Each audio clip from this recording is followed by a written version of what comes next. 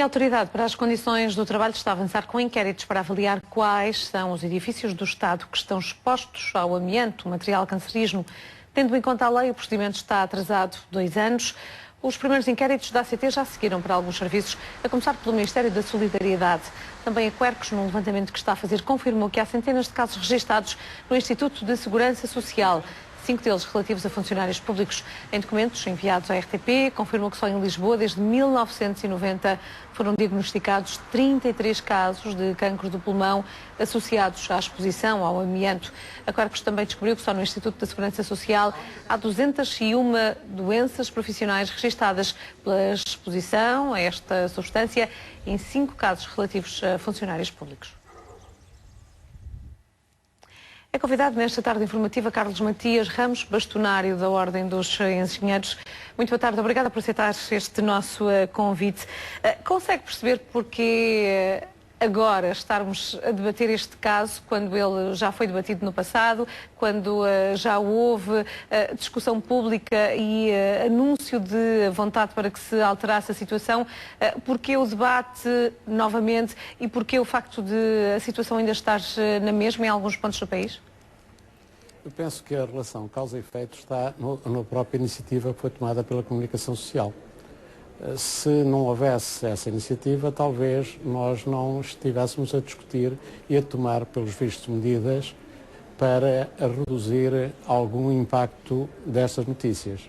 Não para reduzir o impacto daquilo que está em causa, que é o efeito pernicioso cancerígeno provado desde 2013, numa reunião na Europa, em Dresden, mais propriamente, está caracterizado este material como cancerígeno e, portanto, na sequência disso, a União Europeia tomou várias iniciativas para que fosse proibida a sua aplicação a partir de 1 de janeiro de 2005. Portanto, a pergunta que me faz, a resposta é porque houve uma iniciativa da comunicação social. Existem, de facto, dados, existem estudos ou existe algum levantamento prévio feito sobre edifícios que ainda tenham este material na construção? Olha, em 2006, a Direção-Geral de Saúde promoveu uma iniciativa bastante interessante no sentido de caracterizar o risco induzido pela existência deste material, o amianto. Neste caso, as imagens que estou a ver são propriamente só fibrocimento, mas existem 3.000 produtos que incorporam o amianto na sua fabricação, uns com mais exposição e mais relevância, uns com mais confinados, outros com menos confinados. E o que se pode verificar é que, através desse inquérito, que foi conduzido no âmbito até de uma tese de mestrado, penso eu, que foi desenvolvida na Universidade Nova de Lisboa, chegou-se à conclusão que havia pouca sensibilidade dos elementos de gestão para um problema que tem uma componente técnica muito forte. Não é apenas com inquéritos, no sentido de dizer se o determinado edifício tem um produto A ou um produto B, que se avalia o risco que esse produto amianto possa ter naquele edifício A ou naquele edifício B.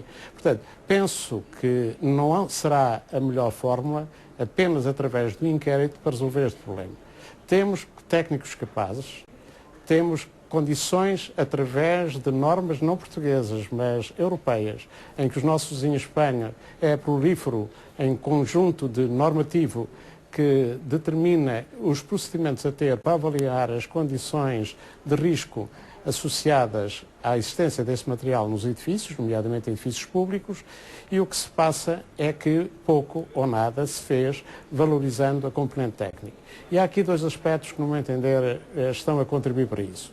A forma como está a ser tratada a administração pública, desvalorizando-a e colocando em lugares de chefia, não é deste governo, ao governo A, ao governo B, ao governo C, isto já vem de há bastante tempo. Não por mérito, mas por outros valores, faz com que efetivamente haja como que uma desresponsabilização constante daquilo que são umas exigências que devem ser mantidas e determinadas para que os órgãos de gestão dessa administração cumpram aquilo que a lei estabelece. isto não é novidade. Desde 2002, se bem me recordo, na Assembleia da República, há aprovada uma recomendação em relação a esta matéria. Portanto, já lá vão 10 anos. E agora é que a autoridade se vai preocupar mandando um inquérito para resposta rápida. E esse inquérito, o que é que se vai tirar dele? Vai-se dizer que a escola há 1222 escolas, sabe-se que há 730 ou 740, não me recordo o número, que têm produtos do tipo com fibrocimento ou com amianto. O que é que um gestor de uma escola vai dizer para satisfazer o inquérito? E desse inquérito o que é que eu extraio? Que lá existe aquele material? Isso não é suficiente num país que se pretende e é tecnicamente apetrechado. Ao nível das escolas, elas, pelo menos as que são prioritárias, estão identificadas pelo Ministério da Educação e há ordem e orçamento para retirar o material e substituí-lo por outro, ainda que em alguns casos concretos possa não ser considerado suficiente. O que é certo é que o processo foi sendo atrasado. Porquê? E até porque há pouco na sua intervenção dizia que há gente capaz em Portugal para fazer esse levantamento exaustivo, apenas por falta de dinheiro, por entraves burocráticos, por falta de vontade. Porque é que esta situação, no seu entender, não está já efetivamente resolvida? Avaliada e concretizada ao nível da retirada do material e substituição por outros? A pergunta é pertinente, eu não sei dar resposta. O que eu sei é que o país gasta imenso dinheiro na elaboração de pareceres, sobre pareceres, que devem ser outros pareceres, para que a aplicação de leis constantemente com algumas dúvidas, e há sempre alguém que vai explicar essas dúvidas. O dinheiro é gasto nessa matéria e nesta parte que tem a ver com a saúde, pelos vistos, pouco se tem feito. E o que me diz, se há dinheiro, eu pergunto porque é que ele não é rapidamente aplicado. Mas fundamentalmente o que eu gostava de saber no meu país é que riscos é que existem nos diferentes exercícios públicos e que não houvesse dúvidas nenhumas e que não fosse apenas porque houve uma iniciativa da comunicação social que a autoridade das condições de trabalho lançou este inquérito. E eu pergunto, desse inquérito o que é que se extrai? Sr. Engenheiro, estamos neste caso concreto, não só nas escolas, mas outros edifícios da administração pública, porque há de facto estes dois segmentos, mas estamos a falar de facto de edifícios que pertencem ao Estado. Mas estamos a falar de edifícios que têm 20, 30 anos, olhando para o que é a construção e depois da normativa europeia que foi aprovada, para o que é a construção recente. Quem fiscaliza quer ao nível da construção pública, quer da iniciativa privada, quem é que fiscaliza em Portugal que não são usados materiais proibidos? Bem, este material como disse bem, é um material proibido desde janeiro de 2005. Portanto, acredito que haja Autoridade para a Segurança no Trabalho e várias instituições que têm a responsabilidade de vigilância da aplicação da lei, nomeadamente na construção civil, têm essa preocupação e acredito que no mercado não existem produtos que tenham esta composição e, forçosamente, independentemente de quem controla, já o problema que se coloca fundamentalmente é na existência ou não de materiais de construção civil que tenham esta composição.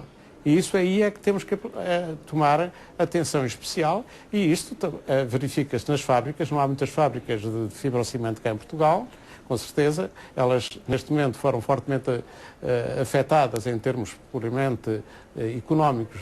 Não, fez-se um cumprimento de uma diretiva e bem. Agora, o que se põe, o problema é o seguinte: será que há construção clandestina desse tipo de materiais? Acredito que não. Quer dizer, num país como o nosso, não vejo condições para que isso possa ocorrer. Olhando aí em termos orçamentais, porque somos um país com pouco dinheiro, na sua perspectiva e assim, olhando a grosso modo em termos orçamentais, como referi, custará muito dinheiro fazer um levantamento nacional dos edifícios do Estado para se perceber se têm ou não amianto? Olha, é uma resposta que eu posso dar com relativa facilidade.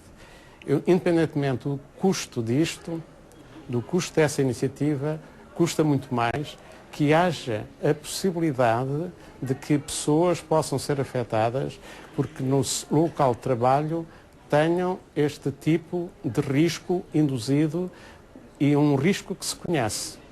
E, portanto, aí é que penso eu, que se deve responder. O país não pode restringir, não pode atuar em situações deste tipo como sendo resultantes de falta de dinheiro.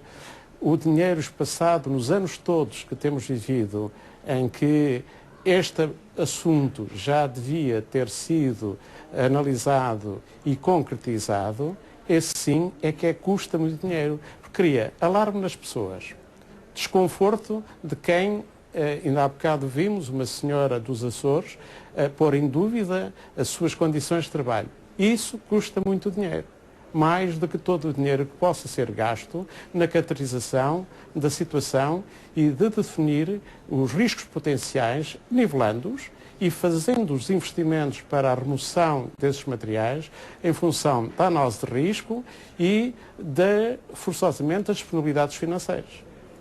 Engenheiro Carlos Matias Ramos, muito obrigada pela sua disponibilidade e uma boa tarde. Eu que agradeço o convite, muito obrigado também.